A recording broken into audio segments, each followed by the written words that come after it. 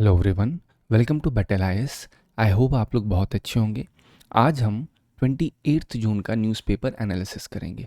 इसमें total 4 article मैंने लिए हैं, जिसमें पहला आर्टिकल ग्रीन बॉन्ड के ऊपर है, दूसरा article China led trilateral nexus के ऊपर है, तीसरा article India US trade deal के ऊपर है, चौथा आर्टिकल धोले के ऊपर है, जिसे हम लोग वाइल्ड टॉक भी कहते हैं।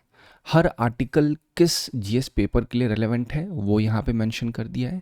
उसी के साथ साथ इस आर्टिकल से कनेक्टेड जो प्रीवियस ईयर क्वेश्चंस आए थे विद ईयर वो भी यहाँ पे मेंशन कर दिया है। इसी के साथ साथ हर आर्टिकल के बाद आपको प्रैक्टिस क्वेश्चन मिलेंगे, जिसका connection as it is article से होगा, और उसका मॉडल आंसर आप टेलीग्राम से डाउनलोड कर सकते हैं in the form of PDF. Start करते हैं अपना पहला आर्टिकल, जो कि है ग्रीन बॉन्ड के ऊपर। उसको समझने से पहले हम ये समझते हैं ग्रीन बॉन्ड क्या होता है। ग्रीन बॉन्ड का सिंपल सा मतलब ये होता है कि जब गवर्नमेंट पब्लिक से पैसे की डिमांड करे और ये बोले कि ये जो पैसा हम आपसे ले रहे हैं, इस पैसे का यूज़ हम ग्रीन इंफ्रास्ट्रक्चर बिल्ड करने में करेंगे, दैट इज़ इट। इसी को कहते हैं ग्रीन बॉन्ड। ठीक है। अब जो अफ्रीकन रीजन है वहाँ पे गवर्नमेंट बहुत ही एक्सटेंसिव लेवल पे ग्रीन बॉन्ड इशू कर रही है, मतलब पैसा ले रही हैं। और जब ग्रीन आ रहा है दैट मीन्स ग्रीन इंफ्रास्ट्रक्चर के लिए ले रही हैं। तो सबसे बड़ी चीज़ में आती है कि जब कभी भी ग्रीन बॉन्ड इशू होता है तो उसमें रिस्क बहुत ज़्यादा होता है, क्योंकि वी डू नॉट नो कि जो ग्रीन इंफ्रास्ट्रक्चर बिल्ड होगा उसमें प्रॉफिट होगा या लॉस होगा, नहीं पता होता। तो अगर लॉस, क्योंकि लॉस के चांसेस बहुत ज़्यादा हैं आज के इस करंट वर्ल्ड में, जितना फॉसिल फ्यूल का यूज़ हो रहा है, जितना कार्बन इंटेंसिव एक्टिविटीज़ हो रही हैं, उसमें ग्रीन इंफ्रास्ट्रक्चर से प्रॉफिट निकालना बहुत मुश्किल होता है। तो इस वजह से जो इन्वेस्टर्स होते हैं वो इन्वेस्ट करते हैं वहाँ पे अपना पैसा जहाँ से प्रॉफिट के चांसेस अच्छे हों। तो अगर कभी भी कोई ग्रीन बॉन्ड गवर्नमेंट इशू करती है, दैट मीन्स कोई इन्वेस्टर उस ग्रीन बॉन्ड में इन्वेस्ट करेगा, उसको खरीदेगा। तो क्वेश्चन उठता है क्यों खरीदेगा, है ना। अगर गवर्नमेंट कहती है भाई मैं आपको 4% इस ग्रीन बॉन्ड पे दूंगे, ठीक है, तो इन्वेस्टर बोलेगा भाई ऐसा है 4% तो बहुत कम है। तो गवर्नमेंट कहती है ठीक है, हम आपको 4% नहीं 10% देंगे। तो इन्वेस्टर को पता है कि अगर ये इतना रिस्की काम करने, इतना, ये जो 1,000 मैं गवर्नमेंट को दूंगा ये इतना रिस्क इंटेंसिव है, क्या पता ये डूब जाए तो 4% भी नहीं मिलेगा। तो गवर्नमेंट कहती है चिंता मत करो, इस तुम्हारे रिस्क का इलाज ये है कि आपको हम 10% प्रीमियम देंगे। तो गवर्नमेंट ने कितना एक्स्ट्रा दिया, 6%। तो 6% जो एक्स्ट्रा दिया है इसी को हम लोग कहते हैं रिस्क प्रीमियम। ठीक है। मतलब जब कभी कोई बॉन्ड इशू हो रहा है, कभी कोई इन्वेस्टर्स उस बॉन्ड को खरीद रहा है, तो उसको एक प्रीमियम मिलता है। ठीक है। वो प्रीमियम इंटरेस्ट रेट से ज़्यादा होता है। क्यों? क्योंकि वो जिस प्रोजेक्ट में इन्वेस्ट कर रहा है वो बहुत ही हाई रिस्क ही होता है, वो रिस्क प्रोन होता है, जिस कारण से उसको एक लालच दिया जाता है कि भैया आप करो, इन्वेस्ट करो, हम आपको इतना दे रहे हैं। अभी आप देखेंगे तो इसका कॉन्टेक्स्ट ये है कि अफ्रीकन रीजन में बहुत ज़्यादा लेवल पे इसका इशू हो रहा है, और ये जानते हुए भी कि बोरोइंग कॉस्ट बहुत ज़्यादा हाई है, इकोनॉमिक रिस्क की बहुत हाई है, लेकिन स्टिल अफ्रीकन कंट्रीज़ में कुछ कंट्रीज़ इस चीज़ का बहुत अच्छे से यूज़ करने की तरफ आगे बढ़ रही हैं। एग्जाम्पल है नाइजीरिया का, जिसने $59 मिलियन केवल 2 दिन में रेस किया। सवाल उठता है कि ग्रीन बॉन्ड इशू हो रहा है, नाइजीरिया ने इन शॉर्ट $59 मिलियन का ग्रीन बॉन्ड इशू किया है, तो खरीदेगा कौन? ये जानते हुए भी इन्वेस्टर को ये पता है कि ये कितना रिस्की है, फिर भी इन्वेस्टर ने क्यों इसमें इतना इन्वेस्ट किया? तो उसका जवाब है यहाँ पे 19% इंटरेस्ट नाइजीरिया ने कहा है। नाइजीरिया कह रहा है कि भैया हम जो ग्रीन बॉन्ड इशू कर रहे हैं उसमें आपको 19% इंटरेस्ट हम देने जा रहे हैं। तो ये देख के तो ये तो वो हो गया ना, एसआईपी म्यूचुअल फंड से कई गुना ज़्यादा इंटरेस्ट रेट दे रही है गवर्नमेंट। तो इन्वेस्टर्स ने कहा ठीक है चलो भाई, ये कहीं ना कहीं एक रिस्क प्रीमियम हो गया। फ्रांस में देखा जाए तो केवल 3% इंटरेस्ट मिलता है ग्रीन बॉन्ड पे, तो देखा जाए टोटल 16% कहीं ना कहीं इसको हम बोलेंगे रिस्क प्रीमियम। जो मैंने यहाँ पे बोला ना आपको रिस्क प्रीमियम, ये 16% रिस्क प्रीमियम है, क्योंकि पता है कि कितना ज़्यादा इन्फ्लेशन है वहाँ पे मिलिट्री टेक ओवर्स कितने होते रहते हैं, वहाँ पे गवर्नमेंट डिफ़ॉल्ट करने के चांसेस कितने ज़्यादा हो सकते हैं। ये सब जानते हुए भी इन्वेस्टर अपना पैसा लगा रहे, दैट मीन्स बहुत रिस्क प्रोन है। तो उस रिस्क को कहीं ना कहीं लालच में बदलने के लिए गवर्नमेंट इतना पैसा देती है। और अफ्रीका की अगर बात करें तो टोटल ग्लोबल 2.2 ट्रिलियन की ग्रीन बॉन्ड मार्केट है, जिसमें से केवल अफ्रीका रीजन मात्र $5 बिलियन का कंट्रीब्यूशन करता है, ठीक है। तो कहीं ना कहीं बहुत बड़ी मार्केट नहीं है, बट स्टिल अभी भी ये इनिशियल स्टेज में है जिसमें डेवलपमेंट चल रहा है। बेनिफिट्स क्या होता है? बेनिफिट्स अगेन रिन्यूएबल एनर्जी के जो फंड हैं वो मिल जाते हैं, इंफ्रास्ट्रक्चरल डेवलपमेंट होता है, वाटर सप्लाई कंजर्वेशन, जो अफ्रीकन रीजन्स में बहुत ज़्यादा वल्नरेबल सेक्शन है उनकी हेल्प अच्छी खासी हो जाती है जब कभी ग्रीन इंफ्रास्ट्रक्चर का डेवलपमेंट होगा। हमें ये भी पता है कि जो अफ्रीकन रीजन है वहाँ पे कितना ज़्यादा फ्लोरा एंड फौना है, तो उसमें कहीं ना कहीं मदद मिल जाती है अगर ग्रीन इंफ्रास्ट्रक्चर का डेवलपमेंट होता है। इससे जो क्लाइमेट फ्रेंडली इन्वेस्टमेंट है वो भी एनकरेज होता है, साथ ही साथ जो पेरिस एग्रीमेंट गोल है वो भी सपोर्ट होता है, ठीक है। तो अभी देखते हैं इसमें रिस्क ऑलरेडी मैंने आपको समझा दिया है पहले ही। हाई इन्फ्लेशन है, करेंसी डेप्रिसिएशन बहुत ज़्यादा है अफ्रीकन कंट्रीज़ में, पॉलिटिकल इंस्टेबिलिटी जैसे मिलिट्री टेक ओवर वो बहुत ज़्यादा है वहाँ पे, ठीक है। कोई भी ऐसे नहीं है कि पॉलिटिकल पार्टी या गवर्नमेंट स्टेबल है वहाँ पे, कभी भी कुछ भी होता है, ठीक है। इन्वेस्टर इसी कारण से इन रिस्क, ये जो तो आपको रिस्क बताया ना, ऐसे कई रिस्क होते हैं जिसकी वजह से एक रिस्क प्रीमियम बहुत ज़्यादा डिमांड करते हैं। उसका एग्जांपल नाइजीरिया में दिख ही रहा है, 16% रिस्क प्रीमियम मिल रहा है। तो इससे ये शो होता है कि नाइजीरिया बहुत ज़्यादा डिमांड कर रहा है, नाइजीरिया को बहुत ज़रूरत है इस समय ग्रीन बॉन्ड की, क्योंकि नाइजीरिया अगर चाहे तो वो ऐसा डेवलपमेंट करे जो कि क्लाइमेट रिजिलियंट ना हो या क्लाइमेट के फेवर में ना हो, बट स्टिल नाइजीरिया ने रिस्क लिया। दैट इज़ समथिंग जो इंटरनेशनल कम्युनिटी में बहुत ज़्यादा अप्रिशिएट होगा, ठीक है। उसी की देखा जाए तो रीजनल मोमेंटम में तंजानिया ने भी $300 मिलियन 2023 में इन the form of green bond issue किया था, ठीक है। केन्या, साउथ अफ्रीका में इसकी अर्ली सक्सेस भी देखने को मिल रही है। जैसे साउथ अफ्रीका में जो म्युनिसिपल कॉरपोरेशंस होते हैं वहाँ पे ग्रीन बॉन्ड बहुत ही छोटी, कुछ $100,000 में इशू होते हैं और वहाँ पे लोकल ग्रीन इंफ्रास्ट्रक्चर डेवलप करने में मदद करते हैं। तो कहीं ना कहीं ये एक सक्सेस को शो करता है, एग्जाम्पल सेट करता है कि किस तरह से ग्रीन बॉन्ड को इशू करके इंफ्रास्ट्रक्चर का डेवलपमेंट किया जा सकता है जो कि क्लाइमेट फेवर में हो, क्लाइमेट के फेवर में हो, ना कि क्लाइमेट के अगेंस्ट। एक्सपर्ट व्यू क्या कहते हैं, मतलब इसमें जो एक्सपर्ट्स हैं फाइनेंशियल वो क्या कहते हैं? वो कहते हैं भाई अगर आपको ग्रीन बॉन्ड इशू करना है तो सबसे पहले आपको ट्रांसपेरेंट होना पड़ेगा। अगर एक गवर्नमेंट पब्लिक से पैसा उठा रही है 1,000 रुपये तो और बोल रही है हम ग्रीन बॉन्ड के बिहाफ पे ले रहे हैं, तो पब्लिक को लग रहा है कि ये ग्रीन इंफ्रास्ट्रक्चर बिल्ड करने में होगा, लेकिन पब्लिक को अभी भी नहीं पता कि 1,000 रुपये के स्टेप्स कैसे होंगे, पहला स्टेप क्या होगा, दूसरा स्टेप क्या होगा इस प्रोजेक्ट में। तो कहीं ना कहीं बहुत ही ट्रांसपेरेंट क्लियर प्रोजेक्ट की पाइपलाइन होनी चाहिए जिसमें पब्लिक को पता चले या इन्वेस्टर्स को कॉन्फिडेंस आए, उतना होना चाहिए। रेगुलरिटी, क्लैरिटी होनी चाहिए, ठीक है। कौन सी, अगर कभी कोई प्रॉब्लम होती है तो कौन सी रेगुलेटरी बॉडी उस चीज़ को हैंडल करेगी, किस तरह से उनकी प्रॉब्लम को रिजॉल्व किया जाएगा इन्वेस्टर्स की, तो उसकी क्लैरिटी होना बहुत ज़्यादा ज़रूरी है। और फिर एक होता है ग्रीन वॉशिंग के ऊपर बहुत बड़ा कंसर्न उठ जाता है। समझते हैं ग्रीन वॉशिंग क्या होता है? जब एक कंपनी, ठीक है, एक कंपनी एक्स है मान लेते हैं, वो एक्स कंपनी अपना एक वाई प्रोडक्ट बना रही है और वाई प्रोडक्ट को कह रही है पब्लिक में, खूब अच्छे से उसने लेबल कर रखा है ये हमारा जितना भी है इसके अंदर सारे रिन्यूएबल सोर्सेस से बना हुआ है, इसमें बिल्कुल भी फॉसिल फ्यूल का यूज़ नहीं हुआ है, इसमें बिल्कुल भी कोई केमिकल का यूज़ नहीं हुआ है, मतलब इन शॉर्ट ऐसी चीज़ है जो कि क्लाइमेट के फेवर में है, ठीक है।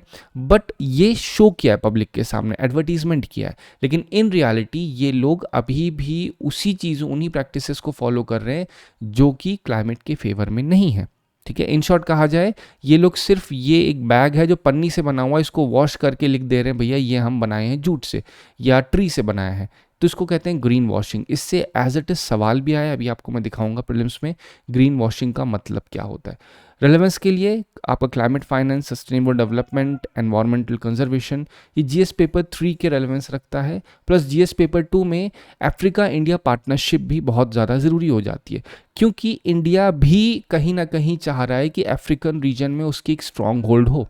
तो एक्सपर्ट्स का व्यू ये है कि हमें भी एज अ गवर्नमेंट भी, इंडिया गवर्नमेंट अगर चाहे तो कुछ ग्रीन बॉन्ड्स खरीद सकती है अफ्रीकन कंट्रीज से, इससे उनको सपोर्ट मिलेगा, लिक्विडिटी मिलेगी, प्लस हमें इंटरेस्ट प्रीमियम भी मिल सकता है। वी डू नॉट नो वहाँ की पॉलिटिकल सिचुएशन कैसी है ऑल दो, ठीक है। इन सारी जो पॉइंट्स यहाँ पे लिखे हैं, इन पॉइंट्स को आप यूज़ कर सकते हैं अपने आंसर्स में एज इट इज़, ठीक है, आपको लग रहा है कि ये चीज़ यूज़ की जा सकती है, डिपेंडिंग ऑन क्वेश्चन कैसा पूछा गया है, ठीक है, तो आप उसको बिल्कुल अपने आंसर में ब्लूप्रिंट बना करके आप उसका ऐसे यूज़ कर सकते हैं। जैसे ये आपका इंट्रो हो गया, तो बॉडी में कभी कोई पॉइंट्स एक्सप्लेन करना है related to carbon credit, related to let's say green bond, related to climate finance, तो वहाँ पे आप इन पॉइंट्स का यूज़ ज़रूर कर सकते हैं, ठीक है। पूछा जाए कि हाँ, अभी भी किस तरह से क्लाइमेट रिजिलियंट टेक्नोलॉजी सही से बन नहीं पा रही हैं, क्यों, तो हम कनेक्ट कर सकते हैं क्योंकि ग्रीन बॉन्ड उतना ज़्यादा लोग इन्वेस्टर्स इन्वेस्ट नहीं कर रहे हैं। क्यों नहीं इन्वेस्ट कर रहे हैं इन्वेस्टर्स? क्योंकि रिस्क ऑफ इन्फ्लेशन है, करेंसी डिप्रिशिएशन का है, पॉलिटिकल इंस्टेबिलिटी मैटर करती है। ये केवल अफ्रीकन रीजन की बात नहीं है, कभी भी कोई ग्रीन बॉन्ड अगर खरीदेगा तो उसमें ये चीज़ ज़रूर देखेगा कि भाई साहब कहीं ऐसा तो नहीं है कि मान लो हमने 1,000 रुपये का बॉन्ड खरीद लिया और कल के मतलब आज से 5 साल बाद ये इसकी वैल्यू 500 रुपये भी ना बचे, ठीक है, वैल्यू की बात कर रहा हूँ, क्योंकि अगर इतना ज़्यादा इन्फ्लेशन बढ़ गया यहाँ पे तो कहीं ना कहीं हमारी वैल्यू ख़राब हो जाएगी। और इस पे इंटरेस्ट देंगे कितना? 10% इंटरेस्ट, 1,000 पे 100 रुपये, मतलब टोटल इनको मिल कितना रहा है? 600 रुपये। और मिलना कितना चाहिए था एक्चुअली में? कहेंगे भाई साहब इनको मिलना चाहिए था 1,100 रुपये, है ना। मिलेगा तो 1,100, लेकिन उस 1,100 की value would be equivalent to 600। तो इस वजह से इस चीज़ को हेज करने के लिए जो डिफरेंस होता है 500, इसको कहते हैं इंडेक्सिंग, इन्फ्लेशन इंडेक्सिंग। तो जब इस चीज़ को भी जो बॉन्ड इशू कर रही है एंटाइटी या पार्टी या गवर्नमेंट, अगर इस चीज़ को भी कवर करती है तो उससे इन्वेस्टर का कॉन्फिडेंस बढ़ता है। वो कहता है हाँ भाई, कहीं ना कहीं इन्फ्लेशन के लिए भी वो हमें कवर करके दे रहे हैं, ये जो हमें बॉन्ड हमने खरीद रखा है, ठीक है।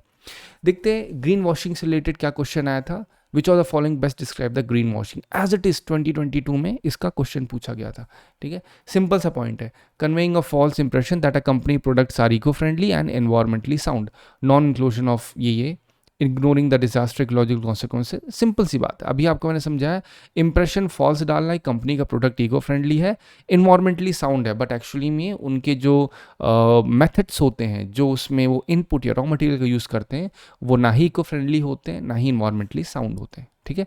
फिर इसी से कार्बन क्रेडिट के ऊपर सवाल आया था, ठीक है। तो आप एक बार इसको रेफर कर सकते हैं जिससे आपको क्लैरिटी मिले कि आखिर होता क्या है आपका ग्रीन बॉन्ड से रिलेटेड, क्योंकि ये ग्रीन बॉन्ड कॉन्सेप्ट इकोनॉमिक्स का है, लेकिन इसको इन्वायरमेंट से भी कनेक्ट करके आप अपने आंसर में डाल सकते हैं कैसे हम क्लाइमेट की जो प्रॉब्लम्स हैं उनको रिजॉल्व करने के लिए स्टेप्स ले सकते हैं, ठीक है। कार्बन क्रेडिट का क्या रोल है उसके अंदर, ठीक है। कार्बन क्रेडिट का मतलब सिंपल सा क्या होता है, जब एक कंपनी कुछ सर्टेन एक्स अमाउंट का कार्बन एमिशन करती है और दूसरी कंपनी, मतलब दोनों ने एक सिंपल पॉइंट क्या किया, एक कंपनी ने 100 यूनिट का कार्बन एमिशन किया, दूसरी कंपनी ने मान लेते हैं 200 यूनिट का कार्बन एमिशन किया, और गवर्नमेंट ने सेट कर रखा है कि भैया आप मैक्स टू मैक्स 200 यूनिट का कार्बन एमिशन करो। तो इस कंपनी ने ऑलरेडी कर दिया है 200 का, लेकिन इसके पास अभी भी 100 बचा है, तो 100 अपने कार्बन क्रेडिट को दे देगी, इसको कहेगी भैया ऐसा है ये लो, तो इनके पास वो कहीं ना कहीं बच जाएगा। तो इसको ट्रेड भी किया जाता है कार्बन क्रेडिट को, जैसे लिखा है the carbon credit system was ratified conjunction to Kyoto Protocol, नहीं। Carbon credit are awarded to countries और groups that have reduced green house gases below the emission quota, इसको अभी आप देखते हैं। The goal of carbon credit system is to limit the increase of carbon dioxide emission, carbon credits की बात हो रही है। Carbon credit are traded at fix price from time to time from United Nation environmental program, नहीं। तो अब आप इन दोनों आंसर में देखिए, carbon credit are awarded to countries और groups that have reduced green house gases below the emission quota. अब आपको मैंने बताया कि एमिशन कोटा क्या होता है, जैसे गवर्नमेंट ने सेट किया 200, तो अगर किसी ने 200 ऑलरेडी यूटिलाइज कर लिया है और दूसरे के पास 100 यूनिट एक्स्ट्रा बची है तो 100 यूनिट खरीद लेगा, तो मतलब ऑप्शन बी इसका करेक्ट है, समझ रहे हैं। ग्रीन वॉशिंग में अगर आप देखेंगे तो ए इसका करेक्ट है। सो इस तरीके से आप जो आर्टिकल है उससे कनेक्ट करके क्वेश्चंस को सॉल्व भी कर सकते हैं, राइट। इसका जो PYQ GS पेपर 3 2022 में आया था, explain the purpose of green grid initiative launched at world leader summits of COP26, will it be accelerating transition to renewable energy. तो ये क्वेश्चन थोड़ा सा अलग है, लेकिन इसमें आप ग्रीन बॉन्ड का बिल्कुल यूज़ कर सकते हैं। अगर आप ध्यान से समझेंगे तो आपको समझ में आएगा कि ग्रीन फाइनेंसिंग मैकेनिज्म के लिए ग्रीन बॉन्ड का बहुत अच्छे से यूज़ होता है। आप करंट डिटेल को अगर डालेंगे तो कहीं ना कहीं आपके आंसर को वो एक अलग स्टैंड करवाएगा। इसका प्रैक्टिस क्वेश्चन देखते हैं। What roles do green bond play in advancing climate goals in developing regions like Africa. Discuss the opportunities and associated risk. Again आपको एसोसिएटेड रिस्क बता दिया, क्या इन्फ्लेशन वाला रिस्क बताया, मिलिट्री वाला रिस्क बताया, पॉलिटिकल इंस्टेबिलिटी का रिस्क बताया, ठीक है, गवर्नमेंट का डिफॉल्ट का रिस्क बताया, सारी क्या है, रिस्क है। अपॉर्चुनिटीज़ भी हैं, लेकिन इसी के साथ साथ अगर ये वर्क कर गया तो बहुत अच्छी तरीके से वहाँ पर ग्रीन इंफ्रास्ट्रक्चर डेवलप होगा, क्लाइमेट गोल्स फुलफिल होंगे, जो पेरिस एग्रीमेंट गोल्स हैं वो भी फुलफिल होंगे। तो आप देखिए, अगर कोई एक सिचुएशन हो रही है तो वहाँ पे वो सिचुएशन अपॉर्चुनिटी भी ला रही है, साथ ही साथ रिस्क भी लेके आ रही है, ठीक है। प्लस यहाँ पे रोल क्या प्ले कर रहा है ग्रीन बॉन्ड, क्लाइमेट गोल्स को, जो आपके जितने भी डेवलपिंग रीजन्स है अफ्रीका में, उसका क्या रोल, मतलब ग्रीन बॉन्ड का क्या रोल है इन जो एडवांसिंग क्लाइमेट गोल्स हैं, किसके, अफ्रीका रीजन की जो कंट्रीज़ हैं उनके जो क्लाइमेट गोल्स हैं उसमें ग्रीन बॉन्ड का क्या रोल होता है, ठीक है। तो आप बता सकते हो बहुत आसानी से इस चीज़ को। एक बार आप इसको पढ़िएगा अच्छे से, इस पूरे आर्टिकल को, तो आपको और अच्छे से यहाँ पे आपको अपने क्वेश्चन के जो आंसर के की पॉइंट्स हैं वो आपको आराम से यहाँ से मिल जाएंगे, ठीक है। इसका मॉडल आंसर आप टेलीग्राम से डाउनलोड कर सकते हैं। नेक्स्ट आर्टिकल देखते हैं। नेक्स्ट आर्टिकल जीएस पेपर 2 और 3 के रेलेवेंस रखता है, जिसमें बात किया जाता है कि चाइना, पाकिस्तान और बांग्लादेश ने अभी रिसेंटली ट्राइलैटरल मीटिंग की है चाइना में, ठीक है। इसी को कहते हैं ट्राइलैटरल नेक्सस। और हमें पता है चाइना के साथ हमारे रिलेशन कैसे हैं, पाकिस्तान के साथ कैसे हैं, बांग्लादेश के साथ कैसे हैं। तो अब हमारे इन तीनों के साथ रिलेशन कहीं ना कहीं ऑफ नोट पे है, ठीक। तो अब चाइना इन दोनों के साथ पार्टनरशिप कर रहा है, डीपर एंगेजमेंट कर रहा है रीजनल कोऑपरेशन करने के लिए। कहीं ना कहीं ये इंडिया की डिप्लोमेटिक इंटरेस्ट को बहुत डीपली हर्ट करता है, समझ रहे हैं। इसकी डिटेल्स क्या है, ये कहीं ना कहीं देखा जाए तो इसके पहले भी एक मीटिंग हो चुकी है चाइना, पाकिस्तान और अफगानिस्तान में मई में, और जिसमें ये बात किया गया है चाइना पाकिस्तान इकोनॉमिक कोऑपरेशन को एक्सपैंड करने की, और बहुत ज़्यादा रीजनल जो नेशंस हैं उनको चाइना के, आप कह सकते हो, स्फीयर में लाने की बात कही गई है। इस जितनी भी ये मीटिंग या बायलैटरल एग्रीमेंट्स होते हैं चाइना के द्वारा किए जाते हैं, वो ये सोच के किए जाते हैं कि कैसे हम इंडिया के इंटरेस्ट को हर्ट कर सकते हैं और हम एक अच्छा खासा नेक्सस बना सकते हैं रीजनल पावर के साथ, जिससे इंडिया का अटेंशन को डाइवर्ट किया जा सके। इसका स्ट्रैटेजिक इम्प्लीकेशन क्या होता है, China again regional state India के इंटरेस्ट के अगेंस्ट खड़ा करना चाहता है। पाकिस्तान क्यों इतना ज़्यादा फेवर करता है, क्योंकि पाकिस्तान का 80% इम्पोर्ट चाइना से आता है। $29 बिलियन का लोन चाइना दे चुका है पाकिस्तान को। चाइना सपोर्ट करता है पाकिस्तान को डिप्लोमेटिकली। कई बार जब लोगों ने सैंक्शन लगाने की बात की या कुछ टेररिस्ट को इंटरनेशनल सैंक्शन लगाने की बात हुई, तब चाइना ने अगेंस्ट वोट किया है यूएनएससी में, ठीक है। तो ये कहीं ना कहीं शो करता है कि इन दोनों के बीच कितना स्ट्रांग बॉन्ड है। प्लस जो पाकिस्तान के टॉप लीडर्स हैं उन्होंने भी कहा है कि जो हमारा रिलेशन है चाइना के साथ, it is like a iron clad, ये एक बहुत ही मजबूत लोहे की दीवार की तरह है जो कभी नहीं टूटेगा, ठीक है। अब देखते हैं इसका हिस्टोरिकल कॉन्टेक्स्ट क्या है, ठीक है। ऐसा क्यों हमें ये चीज़ इतना ज़्यादा रेलेवेंट क्यों है जानना, क्योंकि हिस्टोरिक 1965 में भी यही स्ट्रैटेजी अपनाई गई थी जब पाकिस्तान ने नेपाल और चाइना का यूज़ किया था इंडिया को आइसोलेट करने के लिए, ठीक है। और इसमें क्या मेन फोकस था, वो चाह रहे थे कि जो सिलीगुड़ी कॉरिडोर है, ठीक है, उसको चोक कर दिया जाए और इंडिया को नॉर्थ ईस्ट से पूरी तरह से आइसोलेट कर दिया। मान लो अगर ये है ऐसे एरिया, ठीक है, अगर ये आपका पॉइंट, तो ये पूरा चोक करके ये एरिया पूरा हटा दिया जाए, समझ रहे हैं। तो उस समय जब ईस्ट पाकिस्तान एग्जिस्ट कर रहा था, ठीक है, तब की बात है। तो इस वजह से अगर हम हिस्ट्री को देखें तो पहले भी कुछ ऐसे ही ट्राइलैटरल नेक्सस हो चुके हैं, जैसा अभी आपका अफगानिस्तान, चाइना और पाकिस्तान एक ट्राइलैटरल नेक्सस करने की कोशिश कर रहे हैं। अब करंट चैलेंजेस की बात करें तो बांग्लादेश, अफगानिस्तान, इन दोनों के टाइज पाकिस्तान के साथ अब बेहतर हो रहे हैं। अगर हम बात करें कि चाइना और पाकिस्तान अगर इनकी इंटरनल पॉलिटिक्स को सपोर्ट करते हैं, ठीक है, किसकी, बांग्लादेश की और अफगानिस्तान की इंटरनल पॉलिटिक्स में, और इकोनॉमिक सपोर्ट देते हैं, तो उससे कहीं ना कहीं इंटरनल पॉलिटिक्स में उनका एक बड़ा से हो जाएगा। प्लस चाइना का बेल्ट एंड रोड इनिशिएटिव देखें तो वो कहीं ना कहीं एक लेवरेज ही लेके आएगा। चाइना का मेन हथियार क्या होता है, वो बहुत तगड़े लेवल पे इंफ्रास्ट्रक्चर डेवलपमेंट करता है कंट्री में, और जब कंट्री सोचती है भाई ये तो बहुत, मतलब सॉफ्ट पावर का यूज़ करता है चाइना उस कंट्री में अपनी स्ट्रॉन्ग होल्ड बनाने के लिए। अब देखते हैं इसका सोल्यूशन क्या है। इस आर्टिकल में जो बातें कही गई हैं, हमें पूरा का पूरा आर्टिकल में एज इट इज़ चीज़ें हमें समझ में नहीं आएंगी, हमें लगेगा यार कौन सी चीज़ें मैं अपने आंसर्स में यूज़ कर सकता हूँ। लेकिन जब आप यहाँ पे एक बार इसका जिस हिसाब से मैंने फ्रेम किया आप उसको पढ़ेंगे तो आपको समझ में आएगा कि आप इन की पॉइंट्स का यूज़ करके अपने आंसर्स में एज इट इज़ लिख सकते हैं। जैसे हमारे लिए क्या सोल्यूशन, हमें क्या करना चाहिए। पहली बात तो हमें डिप्लोमेटिक टाइज बांग्लादेश के साथ और दूसरे नेबर्स के साथ और ज़्यादा स्ट्रांग बनाने चाहिए।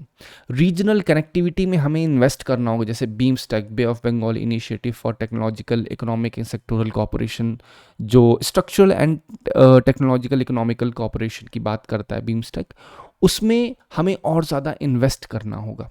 ठीक है, फिर हमें देखना होगा किस तरह से हम चाइना के इन्फ्लुएंस को काउंटर कर सकते हैं by building and investing in infrastructure, soft power, people centric initiative. इसमें सबसे बेस्ट एग्जांपल क्या है, जैसे अब आपको कनेक्ट कैसे करना है मैं वो सिखाता हूँ। जैसे अभी आपने ग्रीन बॉन्ड के ऊपर किया, तो क्या ग्रीन बॉन्ड में इन्वेस्ट करके इंडिया ऐसा सॉफ्ट पावर का यूज़ नहीं कर सकता है? आंसर इज बिल्कुल यूज़ कर सकता है। तो ये सारी की पॉइंट्स का आप यूज़ कर सकते हैं, अपने आंसर्स को और ज़्यादा एकदम अलग स्टैंड करने में आपको मदद करेगा। ठीक है, हमें इंडियन ओशन में और ज़्यादा प्रेजेंस बढ़ानी पड़ेगी, नॉर्थ ईस्ट की बॉर्डर सिक्योरिटी और ज़्यादा स्ट्रेंथन करनी पड़ेगी। जितने भी मल्टीलैटरल फोरम्स हैं like quad, Indo Pacific alliance, इसमें हमें और अच्छे से इन्वॉल्व होना होगा ताकि हमारी भी प्रेजेंस इसमें बढ़े, हमारी वैल्यू बढ़े। तभी हम इस तरह की जो ट्रायलैटरल नेक्सेस हैं उनका अगर इन फ्यूचर कोई भी ऐसा ऑब्जेक्टिव है जो कि इंडिया के इंटरेस्ट के अगेंस्ट है तो उससे टैकल किया जा सके। ठीक है, यूपीएससी रेलेवेंस क्या है वो यहाँ पे मैंने लिख दिया। अब देखते हैं जीएस पेपर 2 2017 में क्या सवाल आया था। The emerging trend in India's neighbourhood relation present new challenge before India diplomacy. जो अभी एमर्जिंग ट्रेंड है इंडिया नेबरहुड रिलेशन के, वो एक नई चैलेंजेस इंडिया की डिप्लोमेसी के सामने लेके आते हैं। तो सबसे पहली चीज़ है, क्या आप इस ट्राइलैटरल नेक्सस का यूज़ करके नहीं बता सकते कौन सा एमर्जिंग ट्रेंड है, किस तरह से वो चैलेंज पोस्ट करता है? बिल्कुल। हम क्या ये नहीं लिख सकते कि जैसा हमें हिस्टोरिकल कॉन्टेक्स्ट में देखा कुछ वैसा ही रिपीट होता दिख रहा है? हमको बिल्कुल होता दिख रहा है ना। तो इस चीज़ का यूज़ करके हम लोग एग्जामिन कर सकते हैं बहुत अच्छी तरीके से।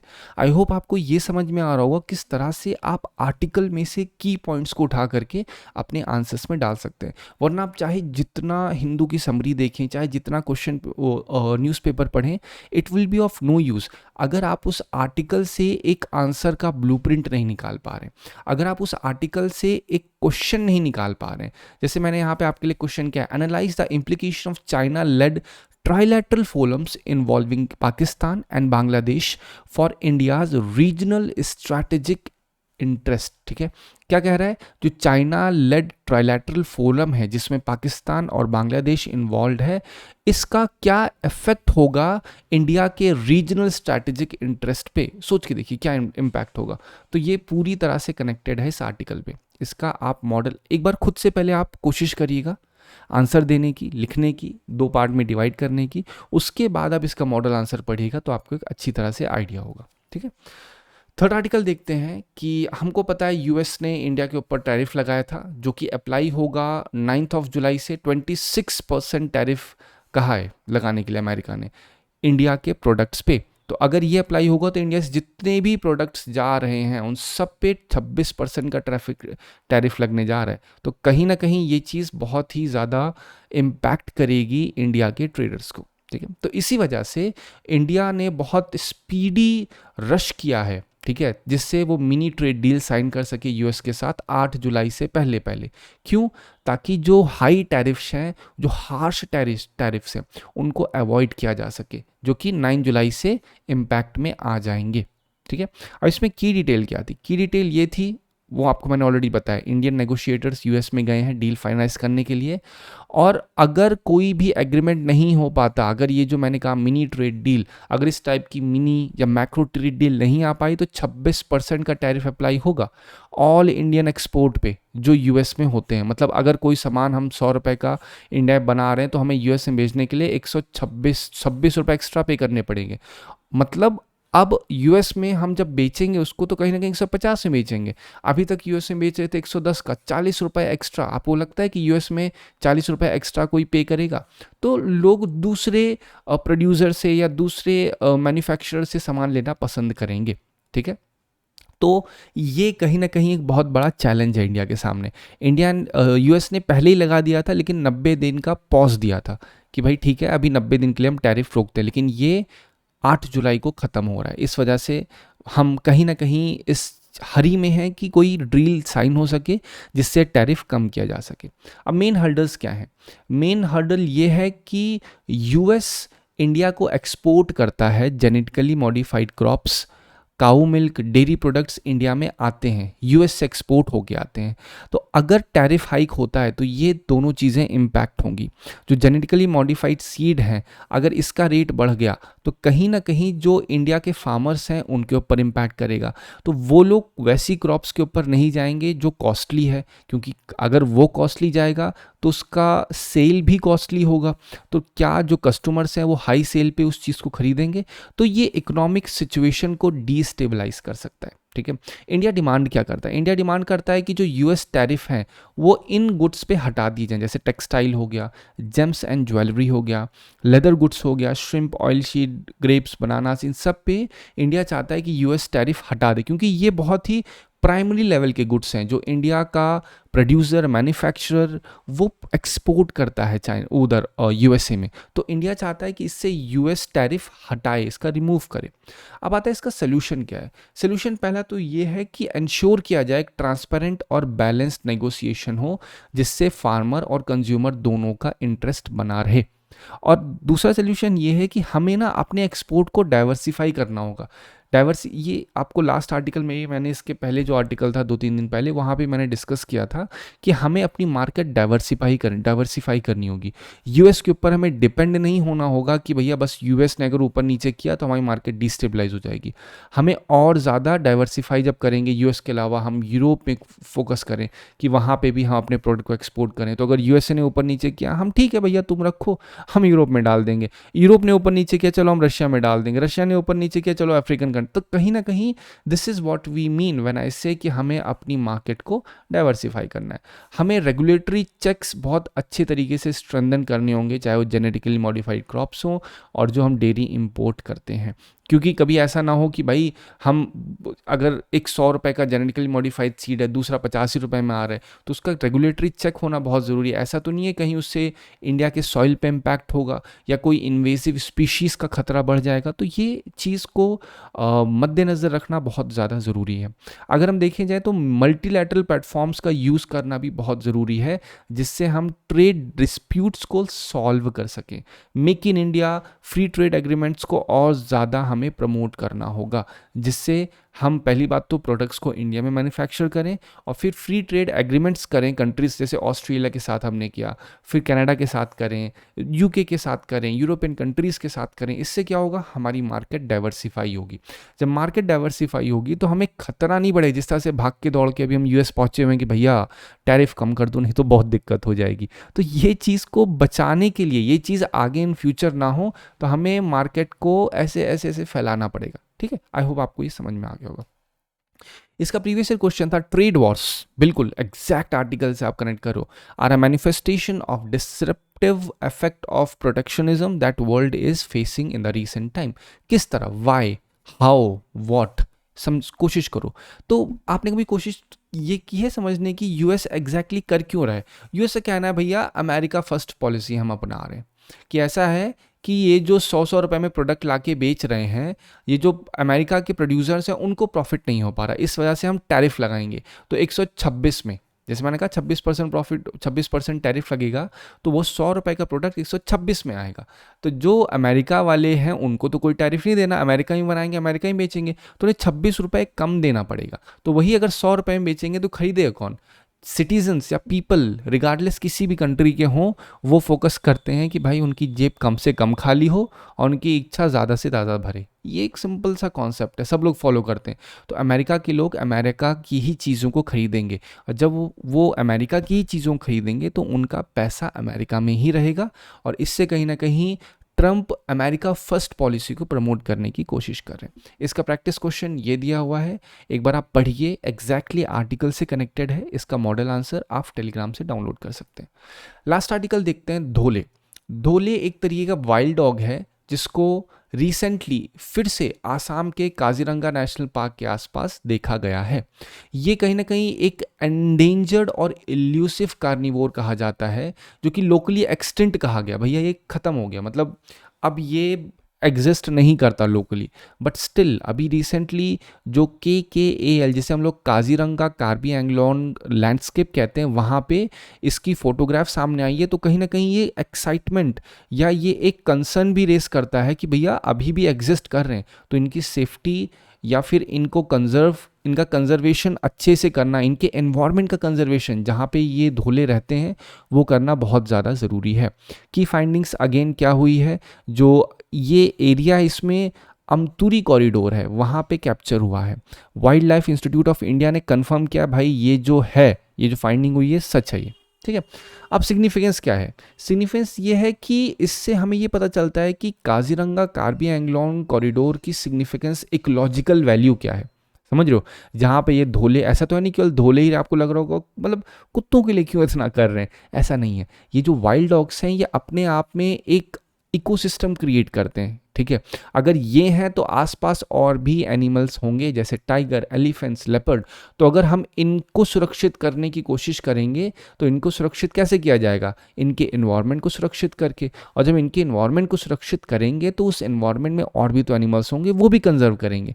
तो हम ये कह सकते हैं स्टेप एक होगा कंजर्वेशन ऑफ एनवायरनमेंट या कंजर्वेशन ऑफ फॉरेस्ट या कंजर्वेशन ऑफ इकोलॉजिकल कॉरिडोर, या फिर हम कह सकते हैं वो जो हमारा कॉरिडोर होता है फॉरेस्ट कॉरिडोर, उसको अगर हम कंजर्व करेंगे, उसको हम सेफगार्ड करेंगे, तो कहीं ना कहीं ये सारे एनिमल का कंजर्वेशन या सारे एनिमल जो एक्सटिंक्शन की कगार पे हैं या जो एंडेंजर्ड हैं उनकी सेफ्टी बहुत अच्छे से की जा सकेगी, ठीक है। तो वही सेम चीज़ फॉरेस्ट लिंकेजेस का प्रोटेक्शन को बहुत अच्छे से ये हाईलाइट करता है, प्लस एक अर्जेंट कॉल भी देता है कि हमें एक्शन लेना होगा, जिससे ये जो प्रेशर इन फॉरेस्ट के ऊपर पड़ रहा है, क्यों पड़ रहा है? क्योंकि हैबिटेट फ्रैगमेंटेशन हो रहा है। फॉरेस्ट की कटाई करके लोगों का हैबिटेट जो बन रहा है वो कम होना चाहिए। Threats again habitat loss, human settlement, जो कॉरिडोर्स बने हैं उन पे इम्पैक्ट होना, तो ये चीज़ कहीं ना कहीं इन्वर्स इम्पैक्ट करता है धोले की पॉपुलेशन पे।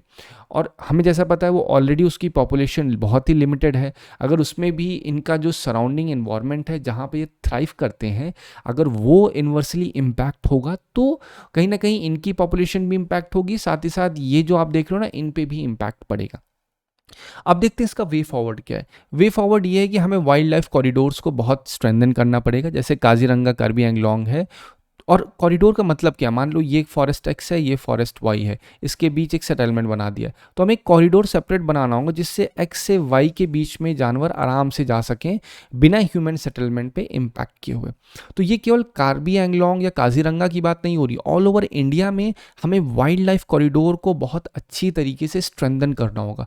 जिस तरह से आप देखते हो एलिफेंट का कॉन्फ्लिक्ट हो रहा है, ह्यूमन एनिमल कॉन्फ्लिक्ट होता है, इसमें टाइगर आके कॉन्फ्लिक्ट होता है, तो ये सब चीज़ें बचाने के लिए हमें स्ट्रेंथन करना पड़ेगा वाइल्ड लाइफ कॉरिडोर कितना ज़्यादा वाइड है, इससे एनिमल और ह्यूमन का कॉन्फ्लिक्ट कम होगा। हमें जो लेसर नोन स्पीशीज़ धोले जैसी, मतलब धोले तो अभी आप सुन रहे होगे, बट इस तरह की कई ऐसी स्पीशीज़ हैं जो बहुत ही लेसर नोन है, हमें उनके लिए एक प्रायोरिटी लिस्ट बनानी होगी जिससे उनका कंजर्वेशन बढ़ाया जा सके, ठीक है। हमें रेगुलर वाइल्ड लाइफ सर्वे करना होगा, मॉनिटर करना होगा, कैमरा ट्रैप लगा करके, AI का यूज़ करके, ठीक है। और जो ह्यूमन फ्रेगमेंटेशन है उसको लिमिट करना होगा, ठीक है। ये ना हो कि डेवलपमेंट प्रोटेक्टेड एरियाज़ में हो, ह्यूमन सेटलमेंट्स जो प्रोटेक्टेड एरियाज़ हैं वहाँ पे ह्यूमन सेटलमेंट बहुत ही एक्सटेंसिवली डेवलप किया जा रहा है, ये नहीं होना चाहिए। कम्युनिटी पार्टिसिपेशन को और ज़्यादा प्रमोट करना होगा जिससे लोगों के बीच अवेयरनेस बने कि कैसे इकोलॉजिकल कॉरिडोर्स को कंजर्व करें, ठीक है। उनको बताना जाना चाहिए कि भैया ऐसा है कि अगर आप इस इलाके में रह रहे हो जहाँ से ये कॉरिडोर बना हुआ है, रास्ता बना हुआ है जानवरों का, तो आपको क्या करना है क्या नहीं करना है। तो भारत के लोगों की आदत क्या है, मान लो ये खाली जगह पड़ी है, खाली नहीं है तो किसी की नहीं, चलो हम कब्जा कर लेते हैं, करते करते करते फॉरेस्ट को इनहैबिटेट कर लेते हैं लोग, ठीक है। तो ये चीज़ के लिए अवेयरनेस कैंपेन होगी कि अगर आपने फॉरेस्ट पे इम्पैक्ट किया तो इम्पैक्ट इन्वर्सली आपके ऊपर भी होगा, ठीक है। So these are awareness campaign जिसमें सिविल सोसाइटी, एनजीओज, गवर्नमेंट की कैंपेन्स, स्कीम्स बहुत मददगारी साबित होंगी। ठीक है। तो यहाँ पे देखिए, अगर ये पॉइंट पढ़ेंगे सिर्फ इतना ही था, लेकिन इसको मैंने इन the form of answer frame कर दिया कि क्या थ्रेट्स हैं, क्या सोल्यूशन है। इनको आप केवल धोली के लिए नहीं, बल्कि कोई भी सवाल अगर फॉरेस्ट के ऊपर है, कंजर्वेशन के ऊपर है, तो वहाँ पे आप इन पॉइंट्स का यूज़ करके अपने आंसर को बहुत ही अच्छा दिखा सकते हैं। सिग्निफिकेंस को आप समझ सकते हैं क्या है, मतलब टॉपिक एक था धोले, लेकिन उससे रिलेटेड मैंने कई चीज़ों को कवर किया। यहाँ पे ये ज़रूरी नहीं कि मैं 10 आर्टिकल ला के 10 आर्टिकल समझा दूँ आपको, इट इज़ नॉट पॉसिबल।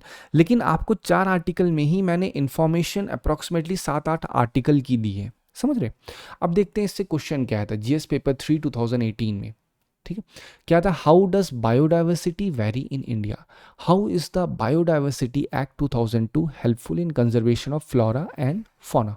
अब बिल्कुल कैसे बायोडाइवर्सिटी वेरी करती है आपको ही पता है। जैसे ये नॉर्थ ईस्ट की बात है तो वेस्टर्न घाट में एक अलग है, ईस्टर्न घाट वाला एरिया अलग है, हिमालयन एरिया अलग है, तो बिल्कुल ये डिफरेंट वेरी करता है। ठीक है, बायोडाइवर्सिटी बहुत ज़्यादा वेरी करती है। और किस तरह से बायोडाइवर्सिटी एक्ट 2002 मदद करता है फ्लोरा एंड फौना को कंजर्व करने में।